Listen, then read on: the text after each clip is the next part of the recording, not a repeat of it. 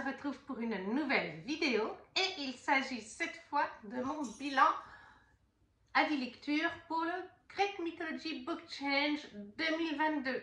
Encore une fois, j'ai une année de retard sur mes vidéos, mais comme on est en plein challenge de Kimi pour l'édition 2023, ça joue parfaitement bien. Dans cette vidéo, je vais vous faire 7 avis lecture. Il y avait 10 catégories parce que 3 d'entre elles sur les 10 se regroupent avec le Pumpkin Open Challenge 2022. Donc vous avez déjà la première partie du bilan qui est en ligne et je filmerai la prochaine dans les jours qui viennent. Comme ça, j'évite de mettre plus de 5. Je mets entre 5 et 7 livres dans un avis lecture. Je trouve que c'est déjà bien assez. J'ai essayé un nouveau spot pour filmer, un nouveau temps pour filmer. Il fait jour. Je sais pas, j'ai pas l'impression que ça va être l'idéal. On verra bien au montage. Mais j'ai tenté. Première catégorie de ce challenge, c'était Zeus avec une relique de Mapale. Et je m'étais mis Grisha, le tome 2 de Lake Bardugo chez Milan, pour lequel j'ai mis 17 sur 20. Même si, avec le temps, je dirais presque que ce serait un 16 sur 20. J'ai un souci, j'avoue que je n'arrive pas à accrocher à l'univers, en tout cas à la trilogie de Grisha, autant que je l'espérais. Il y a quelque chose qui coince. Déjà, ce qui coince pour moi, c'est le personnage principal d'Alina. Je n'aime pas son caractère. Déjà, dans le premier tome, je ne l'aimais pas, et là, dans ce tome 2, c'est encore pire. Les réactions qu'elle a parfois vis-à-vis de son meilleur ami, qui est Mal, la relation qu'ils ont entre eux, enfin, Mal aussi réagit pas tout le temps très bien, mais j'arrive à le comprendre, Mal, parce que vraiment, dans ce tome 2, les réactions qu'elle a des fois à Eileen vis-à-vis... Alina, pardon, vis-à-vis de Mal, elles sont pas top. Elles sont pas top, et du coup, ben, lui, il réagit pas très bien non plus, mais je le comprends. Mais vraiment, Alina, c'est un personnage... j'ai vraiment du mal, ça coince vraiment avec elle, et forcément, ben, ça va faire baisser la note, puisque cette trilogie de base lui est consacrée. C'est dommage parce que le world building est quand même très intéressant. Le Darkling, le foil qui est lié au Darkling, qu'il faut essayer de battre. Cette manière, ces sortes de pouvoirs que certaines personnes ont, un don particulier pour chaque, pas tout le monde en a. C'est différent, c'est vu un peu de manière un peu scientifique, pas forcément comme de la magie Harry Potter, vous voyez. C'est sympa, mais il y a quelque chose qui croche. Voilà, déjà le personnage, je sais pas, peut-être c'est la plume, j'en sais rien du tout. Alors je sais qu'on m'a dit que c'était meilleur après dans les autres sagas, parce que c'est tout un univers, le Grishaverse. Donc j'essaierai quand même de lire, une fois que j'aurai fini la trilogie de base, les autres univers. Peut-être que ça passera mieux. Par contre, il y a un personnage que j'ai beaucoup apprécié dans ce tome 2 qu'on découvre ici, c'est le personnage de Nikolai. Voilà, je ne veux pas en dire plus comme c'est un tome 2, mais ce personnage-là, je l'ai bien apprécié. Voilà, le personnage de Nikolai que j'ai vraiment bien apprécié, j'espère qu'on le verra encore dans le tome 3. Je ne sais pas s'il n'est pas aussi dans une des sagas spin-off, justement. Lui, il a fait remonter un petit peu le niveau. Pour résumer Grisha vite fait, le tome 1, on est dans un univers de fantasy complètement inventé. Il y a eu, il y a très longtemps en arrière, un seigneur des ténèbres, en quelque sorte, The Darkling, qui a fait une certaine science, magie, et il a créé The Fold. Je ne sais plus comment on l'appelle en français. C'est un endroit sombre. Au milieu de la carte, d'ailleurs, il y a la carte. Voilà. La non-mère, en français, ils l'ont appelé. C'est en fait au milieu de la terre, hein, ça fait toute la terre. C'est une sorte de brume qui est là, au milieu. On peut la traverser, mais à nos risques et périls, en général, on ne ressort pas vivant.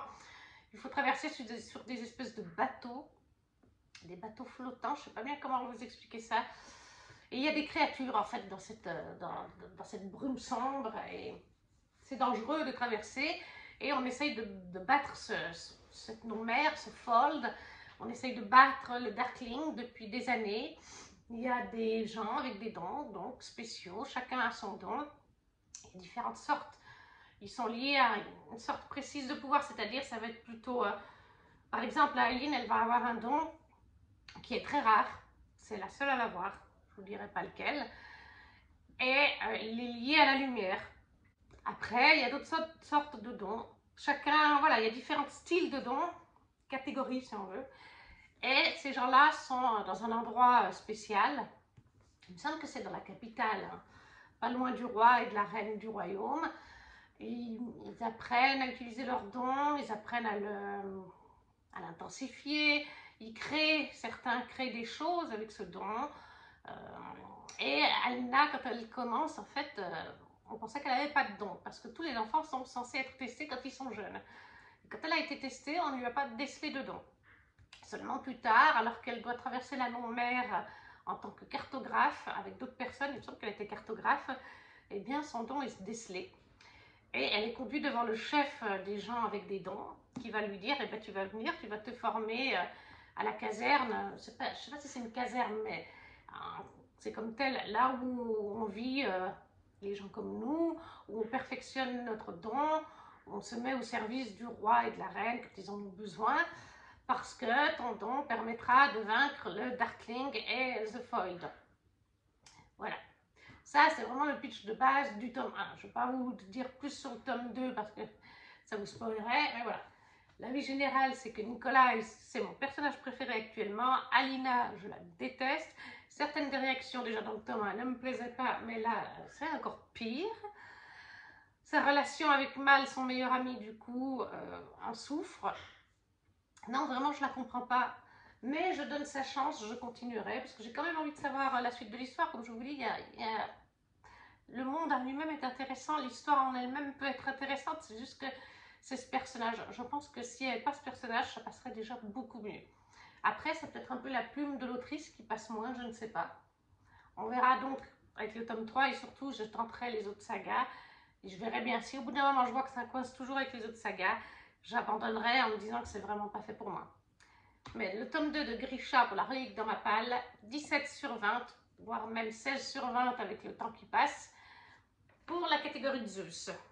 En catégorie 2, nous avions Poséidon avec comme mot-clé O.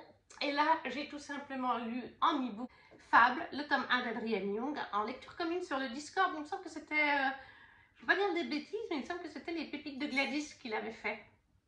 On y suit dans Fable une jeune fille de 17 ans, Fable, qui a été abandonnée il y a quelques années sur une île des Goulets par son père, Saint, qui est un chef très haut placé de piraterie.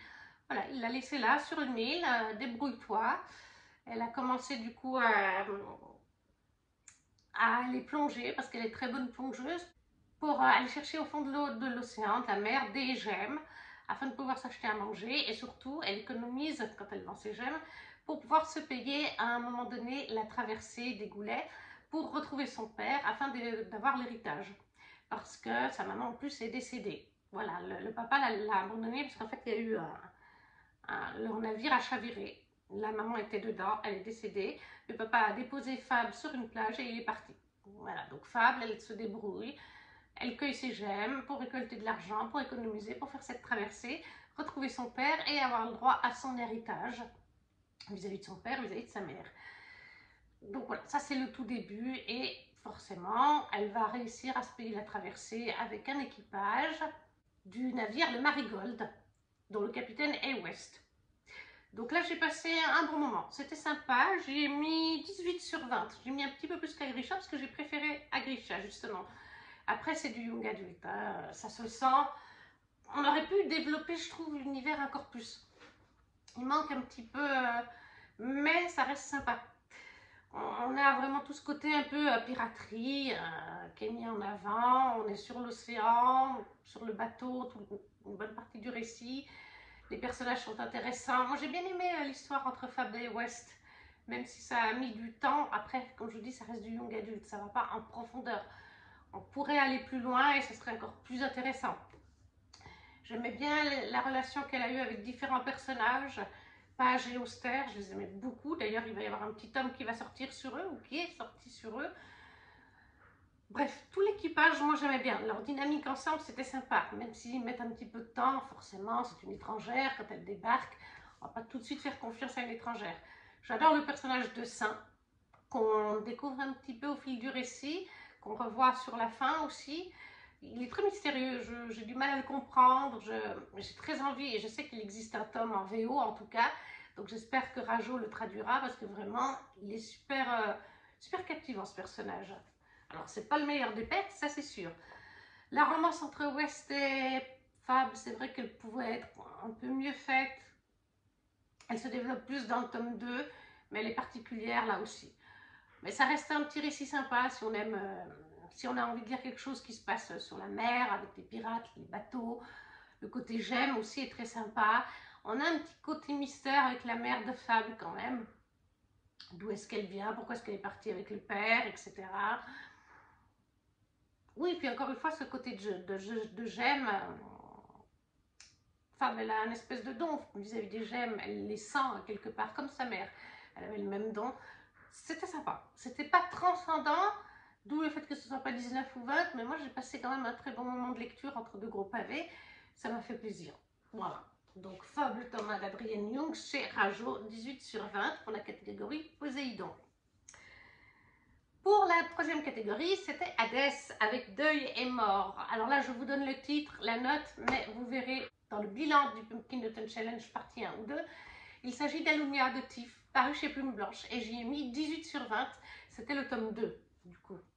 Deuil et Mort, ça allait totalement pour ces catégories. En quatrième, nous avions Perséphone avec Naissance, Fleur, Résurrection, et là, j'y ai mis Violet Maid of Thorns de Gina Shen, je crois que c'est ça. Ouais. C'est l'édition Fairyloot, voilà, donc il est en anglais. Il est sorti en français hein, aussi. Il porte le même titre en français. Par contre, je ne sais plus du tout quelle maison d'édition l'a sorti. Voilà. Alors, il était assez simple hein, au niveau du jaspage. Et pour ce livre-là, je lui ai mis 18 sur 20. Voilà, c'est resté une bonne lecture, j'ai passé un bon moment. Dans Violet Maid of Thorns, on suit en fait Violette, qui est une prophétesse dans un royaume. Vraiment pour le roi de ce royaume. Il y a plusieurs prophétesses hein, dans plusieurs royaumes. Elle est prophétesse pour ce royaume, pour le roi plus particulièrement, mais elle ne fait pas toujours des prophéties justes et honnêtes, parce qu'il y a aussi les nobles, bien sûr, qui viennent la consulter. Elle a sa propre tour dans l'enceinte du château.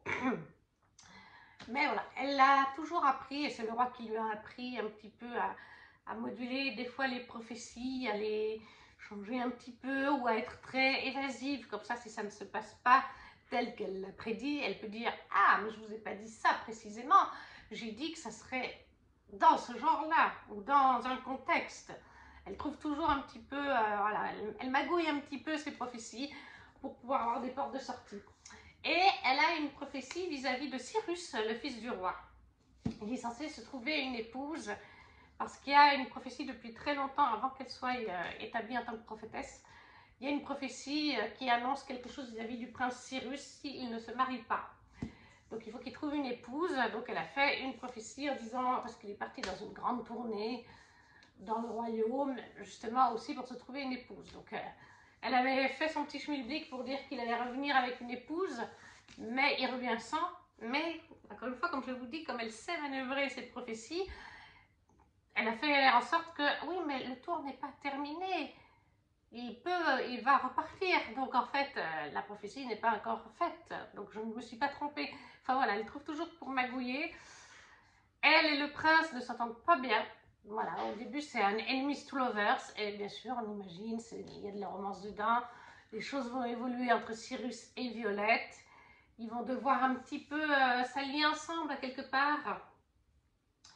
Parce qu'il va y avoir des petits soucis dans le royaume. Ce que j'ai bien aimé dans ce récit, c'est le fait qu'on a, comment dire, une petite touche, j'ai trouvé à un moment donné, un petit peu de la Belle et la Bête, si je peux dire. Aussi à un moment donné de Cendrillon, une petite scène hein, qui me faisait un petit peu penser à Cendrillon. Et un petit peu plus tard, il y a quelque chose qui m'a fait penser à La Belle et la Bête. Je ne peux pas trop vous dire quoi, sinon ça vous spoilerait, mais il y avait un petit passage, quelques pages, vraiment une intrigue liée, voilà, qui fait un petit peu penser à ça. Mais voilà, donc Cyrus et Violette doivent s'allier contre des choses qui vont se passer, eux et d'autres personnages d'ailleurs. Il y a des intrigues bien sûr donc de politique, puisqu'on est dans différents royaumes, il y a de la magie bien entendu, vous vous en doutez. Moi j'ai trouvé ça sympa. Je pense qu'on peut le qualifier de young adulte, hein, clairement. Certains trouveront peut-être pas ça transcendant, mais moi j'ai passé un bon petit moment. J'ai bien aimé cette petite touche de Cendrillon, cette petite touche un petit peu inspirée, si on peut dire, de La Belle et la Bête. C'est pas à recopier, hein, c'est une inspiration. J'ai bien aimé Violette, j'ai bien aimé Cyrus. J'ai préféré Cyrus d'ailleurs, parce que Violette, des fois, Violette, c'est un peu un personnage morality grey. Ce que je vous dis, elle trafique un peu les prophéties, elle fait en sorte que ça se passe bien pour elle. Donc elle est un petit peu, elle est entre les deux, on va dire. Elle est ni bonne ni mauvaise. Elle essaye de faire au mieux, on va dire. Moi, j'ai passé un bon moment. La plume était super fluide. J'ai plutôt bien compris ce que je lisais, malgré que c'était en anglais, donc. Et j'ai très envie de lire la suite, parce que normalement, il y a une suite. Hein. Mais pour l'instant, je ne l'ai pas vu passer sur Fairyloot, ou alors je l'ai loupé.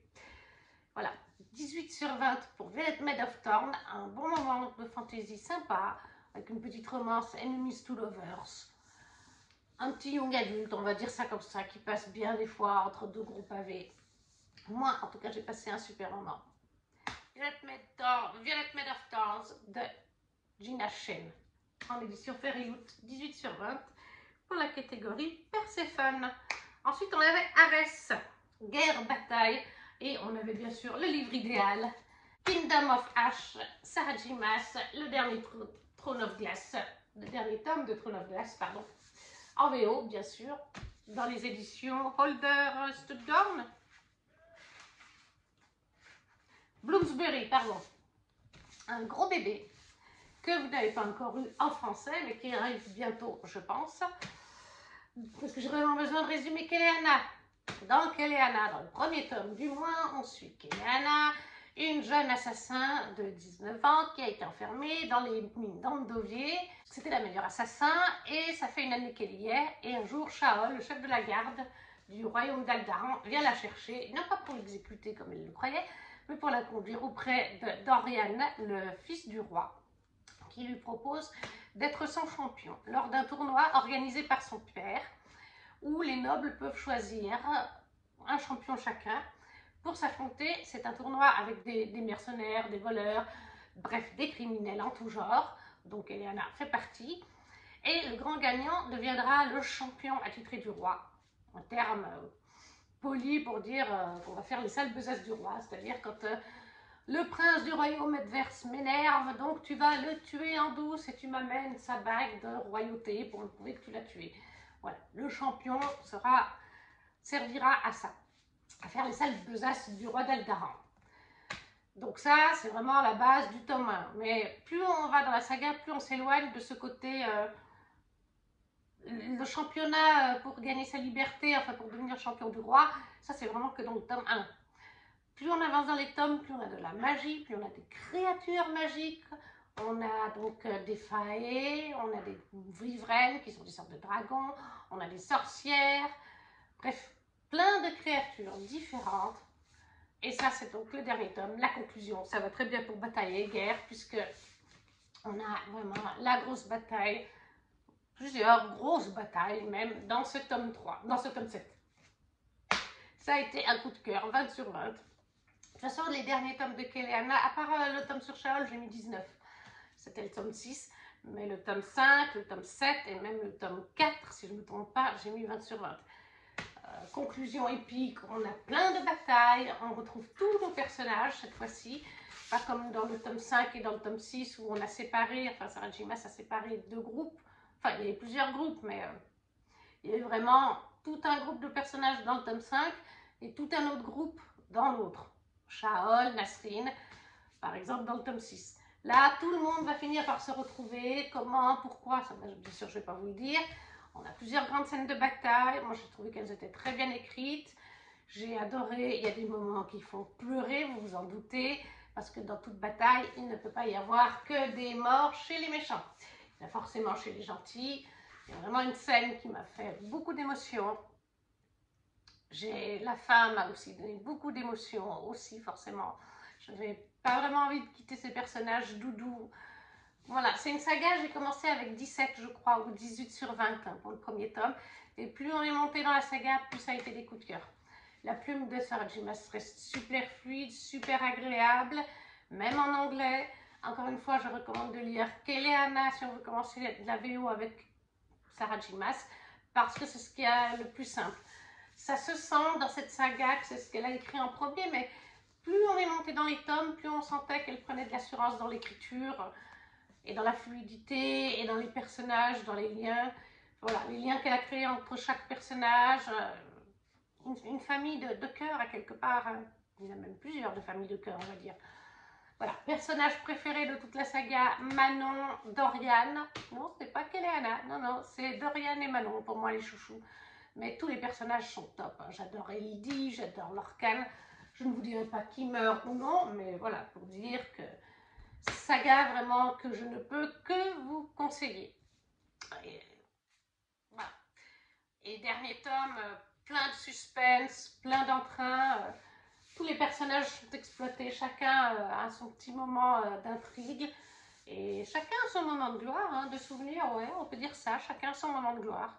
Bien sûr que j'aime bien les moments de gloire de Dorian et de Manon, mais voilà, elle dit, il y a des moments de gloire. Comment t'appelles-tu? Charles et Irène a ses moments de gloire. Bref, personne n'est oublié dans ce dernier tome. Coup de cœur astronomique, 20 sur 20. Moi, vraiment, je vous conseille Keleana, Throne of Glass en VO de Sarah J. Maas. 20 sur 20 pour Aves. Ensuite, on avait Apollon en catégorie 6, beauté et lézard. J'ai mis les brumes de cendre lune, le tome 2 de Georgia Caldera, pour lequel j'ai mis 18 sur 20. J'ai passé un très bon moment de lecture, encore une fois. C'est aux éditions J'ai lu, j'ai oublié de le préciser. Dans le tome 1 des brumes de cendre lune, on suit en fait Zéphise, qui est une jeune femme qui est rapiécée. Comment, il me semble qu'on appelle ça rapiécée hein, dans l'univers. C'est-à-dire que quand elle était petite fille, elle vivait avec son papa, sa maman et leur frère, son frère. Et en fait, on est dans un royaume de fantasy qui est dominé par les dieux, et surtout par le chef des dieux, qui est Orion. Un dieu cruel, tout ce qu'on veut, et qui arrive à savoir, on ne sait pas trop comment, mais il arrive à savoir quand il y a des gens qui ne sont pas fidèles à Orion et aux autres dieux, qui ont des pensées impures. Et en fait, Orion a envoyé sa garde personnelle avec le chef de sa garde, de son armée, chez la famille de Zéphise. Ils ont fait capturer les parents pour les faire tuer après en place publique. Zéphise, eh bien, les gardes lui ont abîmé un bras et ils ont capturé le frère, puisque les jeunes garçons, dans ce cas-là, rejoignent l'armée. Ils sont modifiés, je ne veux pas en dire trop, mais ils sont modifiés, ils finissent par rejoindre l'armée. Mais les jeunes filles, ils n'en ont pas besoin. Donc en fait, ils lui ont cassé le bras, quelque chose comme ça. Bref, ont coupé le bras. Et on lui a mis un faux bras. Donc elle est un peu robotique, si vous voulez. Voilà, elle est plus 100% humaine. Ce qui est d'ailleurs mal vu par les gens totalement humains. Il y en a beaucoup qui, quand on a un bras, un pied, n'importe mécanique, on est plus 100% humain, donc on est un peu paria de la société. Zéphise qui aussi joue d'un instrument. C'est pour ça que j'ai mis dans A, elle joue du violon. À côté de ça, on va suivre Verlaine, qu'on voit sur la couverture du tome 2. Verlaine qui est en fait le fils d'Orion et le chef de ses gardes, de son armée. C'est un demi-dieu, c'est pas un dieu complet. Pourquoi? Ça, je vous laisse voir. Pourquoi Orion a décidé d'avoir un enfant avec une humaine et plus de faire des dieux purs. Et Verlaine, lui, il est pianiste. Il se trouve que par hasard, Verlaine et Zéphise vont se mettre à jouer des fois d'un instrument en même temps. C'est-à-dire que Zéphise est à un endroit et elle entend tout d'un coup un piano et elle a envie de jouer avec ce piano en duo, piano-violon. Puis des fois, c'est elle qui commence à jouer son violon et Zéphise et Verlaine jouent son piano. Donc c'est pour ça la touche art, c'est parce qu'on a de la musique. C'est très joli, ce côté-là, c'est toujours présent dans ce roman, puisque Zéphise va intégrer, comment ça s'appelle, la cour de Cendre-Lune, et elle va être l'orchestre, premier violon dans l'orchestre impérial dans ce tome 2. Je ne veux pas vous dire comment elle en est arrivée là, parce que sinon ça vous spoilerait trop, mais voilà. Donc en fait, c'est l'histoire de Zéphyr et Verlaine qui vont apprendre à se rencontrer. Comment, pourquoi, ça je ne vais pas vous le dire. Bien sûr qu'il y a une sorte de romance entre eux. C'est un univers, c'est très particulier. On a l'impression qu'on est dans notre monde, mais dans un futur lointain, et qu'en fait, on a fait n'importe quoi, nous les êtres humains, et que peut-être les dieux, parce qu'en plus, les dieux, il y a des noms comme Orion, qui est dans la mythologie, hein. Il y a Héphaïstos, il me semble aussi, c'est dans la mythologie, comme si les dieux avaient repris leur place en fait, ou alors des créatures qui leur ressemblent. On pourrait penser qu'on est dans un futur lointain de notre planète. Il n'y a plus de nature, c'est tout un peu grisâtre et tout. Et en fait, eh bien, j'aime beaucoup ce récit parce que Verlaine et Zéphise, comment je peux dire ça? Ils se retrouvent parfois, on ne sait pas si c'est des songes, on ne sait pas où ils sont exactement, ils sont dans un lieu qui n'est pas dans le royaume en lui-même. Est-ce que c'est un royaume de songes? Est-ce que c'est un royaume parallèle qu'on va mentalement? Ça, je vous laisse découvrir. Mais ils se retrouvent au bord d'un ruisseau, il me semble, des fois, pour discuter. Et en fait, ils découvrent qu'ils peuvent aller dans les souvenirs de l'un de l'autre, sauf que, alors, des fois, c'est les souvenirs de l'un de l'autre, oui, mais des fois, c'est des souvenirs de l'un de l'autre qui ne leur appartiennent pas. C'est-à-dire, ils sont dans leur corps, physiquement et tout, mais c'est pas leur souvenir. C'est comme si c'était la vie de quelqu'un d'autre. Pourquoi est-ce que c'est la vie de quelqu'un d'autre? Est-ce que c'est vraiment la vie d'une autre personne qui voit, qui se met dans le corps de cette personne, ou est-ce que c'est une vie antérieure? Ça, je vous le dis pas. Mais ce côté-là, c'est très, ça donne un côté un peu onirique, j'ai envie de dire, un peu mystérieux. Et moi, j'aime beaucoup ce côté-là aussi. Ça permet bien de développer ces deux personnages parce qu'ils ont des souffrances. Hein, vous imaginez bien, Zéphise, elle a tout perdu. Elle en veut bien sûr aux dieux. Et bizarrement, par contre, Orion n'arrive pas à savoir qu'elle lui en veut. Alors que normalement, il est censé tout savoir. Il y a aussi du mystère à ce niveau-là. Zéphise ne semble pas être comme les autres gens. Même les autres rapiécés, on peut aller dans leur tête normalement. Mais Orion, il n'arrive pas.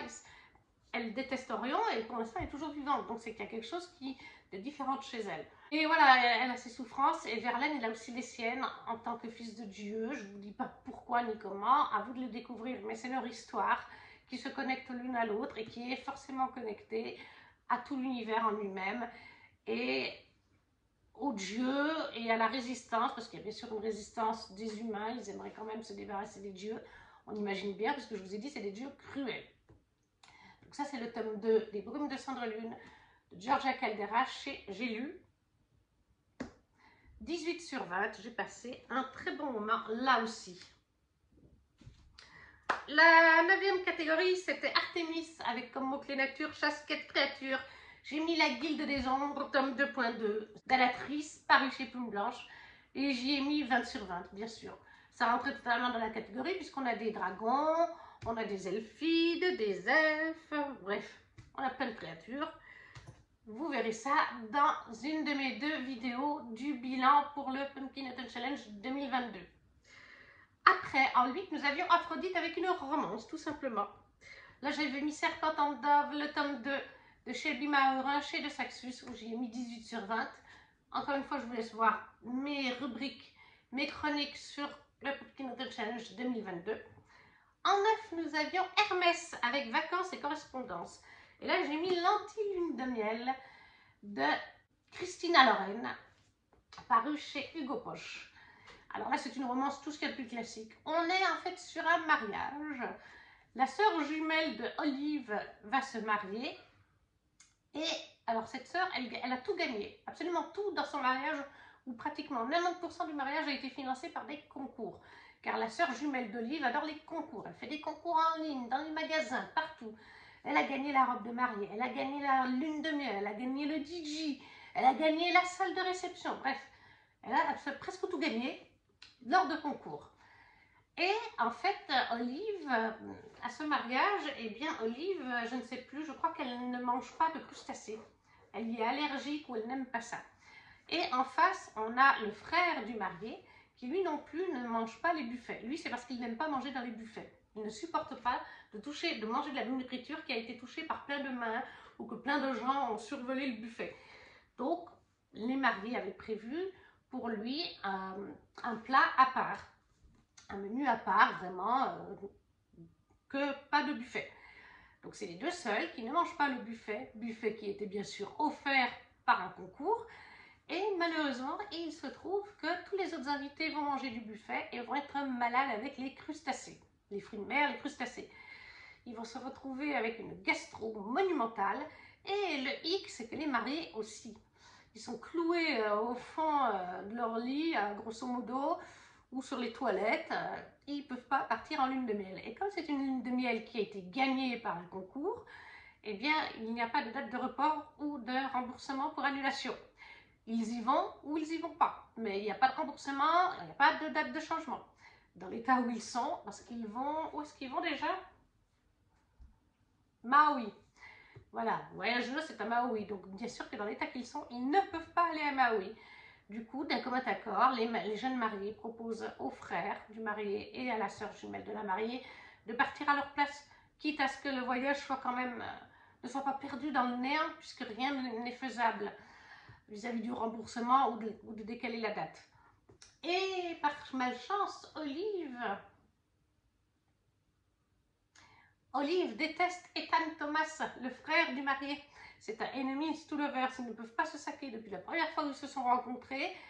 Ils ont commencé à se lancer des piques et tout ça. Enfin bref. Olive déteste Ethan. Ethan déteste Olive. Donc bien sûr que ça va faire plein de petites piques bien sympathiques entre les deux. Vous imaginez bien. En plus, eh bien, Olive doit se faire passer pour sa sœur jumelle. Bon, c'est facile, elles se ressemblent beaucoup. Et du coup, Ethan va se faire passer pour son frère parce qu'il y avait quand même sur les billets, pas sur le billet du marié, mais sur le billet de la gagnante, il y avait le nom de sa sœur jumelle. Je ne sais plus comment elle s'appelle, sa sœur jumelle. Donc en plus, Olive doit se faire passer pour sa sœur jumelle.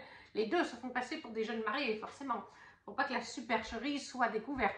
Donc ça donne aussi des situations très cocasses, d'autant plus qu'Olive, elle n'aime pas les mensonges, donc se faire passer pour sa sœur jumelle, ça passe pas très bien. Elle n'est pas très crédible des fois dans ses mensonges. Mais voilà, c'était vraiment une petite lecture doudou, j'ai adoré. Ça se passe à Maui, les 3/4 du roman. Donc oui, on est dépaysé, on est dans les îles, on fait des activités d'été, hein, du jet ski, je sais pas, moi je me rappelle plus, on va voir les baleines. C'était super doudou, super cocooning. Combien je lui ai mis d'ailleurs? 18 sur 20. J'ai pas mis 20 sur 20, ça n'a pas été un coup de cœur. Parce qu'en fait, je trouve déjà de 1 que c'est trop gros.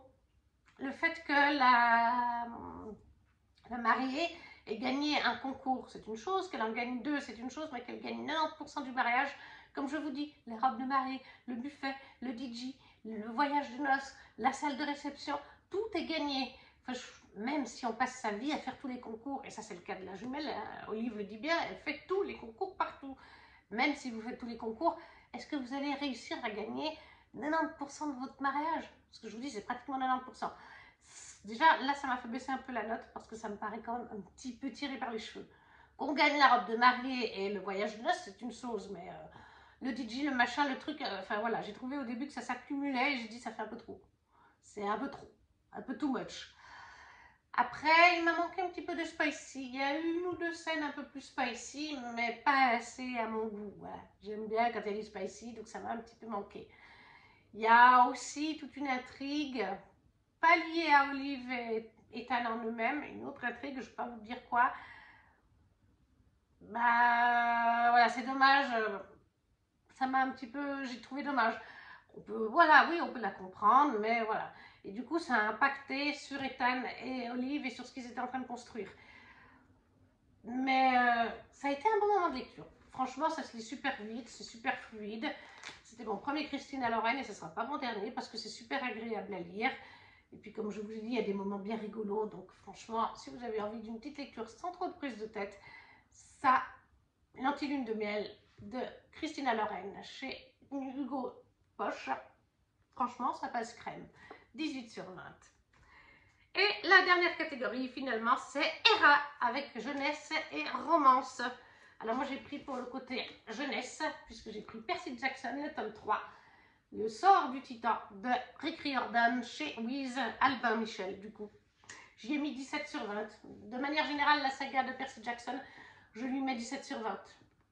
Dans Percy Jackson, on suit Percy, qui est un jeune garçon. Je crois que dans le tome 1, il doit avoir 10-11 ans. Qui n'a jamais été bien à l'école. Il est dyslexique ou dyspraxique. Je crois que c'est de la dyslexie. Il a du mal à lire, il a du mal à s'adapter dans le système de l'école, forcément, comme il a du mal à lire. Il a souvent des ennuis aussi, et un jour, il va avoir des ennuis plus graves, et il va prendre conscience, on va lui révéler qu'en fait, il est un sang-mêlé, un fils d'un dieu, avec sa mère, une mortelle. Et du coup, Grover, un satyre, je crois que c'est ça, va l'amener au camp des demi-dieux, qui est à quelque part en Amérique. Je crois qu'il y en a plusieurs des camps, mais voilà, nous on va se pencher sur ce camp-là, la colonie des demi-dieux, où on va lui présenter Chiron, par exemple, qui est un centaure, d'autres petites créatures, d'autres demi-dieux. Chaque dieu et déesse a un dortoir pour ses enfants. Et Percy est en fait, on va prendre connaissance au fil du récit, qu'il est le fils de Poséidon. Normalement, les trois dieux principaux, Poséidon, Hadès et Zeus, n'ont plus d'enfants depuis X années, depuis un certain nombre d'années, parce que il y a des prophéties, c'est surtout une qui pourrait poser problème, et puis ces enfants-là, c'est les dieux principaux, c'est les trois fondateurs, les trois premiers, et ces enfants-là auraient plus de pouvoir, enfin il y a plusieurs choses. Bref, il a été fait d'un commun accord entre les dieux que normalement ces trois-là n'ont plus le droit de faire d'enfants. Sauf que voilà, Percy est là, hein, Poséidon n'a pas tenu la promesse, et de fil en aiguille, dans chaque tome, on va avoir une aventure. Et dans ce tome 3, Percy, Annabeth et Grover, avec un autre personnage dont je trahirai le nom, vont se retrouver face à la déesse Artémis et à ses chasseresses.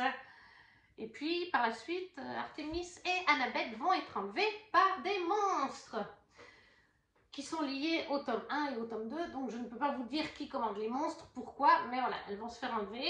Et donc, Percy, Grover vont partir à la recherche d'Annabeth et Artémis pour les libérer. Et ça va bien sûr aller sur des complots qu'on a depuis le tome 1 qui se mettent petit à petit en route. C'est dur de vous en parler parce que vraiment on ne peut pas, sinon ça vous spoil. Mais voilà, depuis le tome 1, on a des complots qui se mettent en route avec les monstres, avec les méchants de l'histoire bien sûr. Et ça suit son cours dans ce tome 3. Et c'est bien sûr eux qui ont capturé Artémis et Annabeth. Je ne vous dirai pas si on les libère ou pas, ça c'est à nous de voir. Encore une fois, c'est du jeunesse, ça se dit tout seul, il n'y a pas de souci. La plume est super fluide, super addictive. Et puis ça se lit vite, hein. Les chapitres ne sont pas très longs. Je crois qu'ils font une dizaine de pages en général, quelque chose comme ça. Bref, moi j'adore passer un petit moment doudou avec Percy Jackson. Et puis c'est toujours plein d'humour aussi. Plus les tomes évoluent, plus Percy grandit. Hein. Dans le premier, je vous ai dit, il avait 10 ou 11 ans. Là, il me semble qu'il a 13 ans, ou approximativement 13 ans. Ça reste une lecture doudou. En plus, il y a des moments très rigolos. On mélange bien sûr la mythologie grecque dans un monde moderne avec les téléphones, l'internet, les voitures. Ça donne des situations bien drôles. Donc Percy Jackson, le tome 3 de Rick Riordan chez Albin Michel, 18 sur 20, 17 sur 20 pour la catégorie RA. Et voilà. La vidéo est à présent terminée. Je vous ai chroniqué 7 des 10 livres du challenge Greek Mythology Book Challenge 2022 et non pas 2023. N'hésitez pas à me dire en commentaire si vous avez lu certains de ces livres, si vous font envie. Si vous ne savez pas quoi mettre, vous mettez juste un petit emoji, ça fait toujours plaisir. Un petit like, à partager la vidéo, à vous abonner si ce n'est pas déjà fait. Et nous, on se retrouve très vite. Ciao, ciao!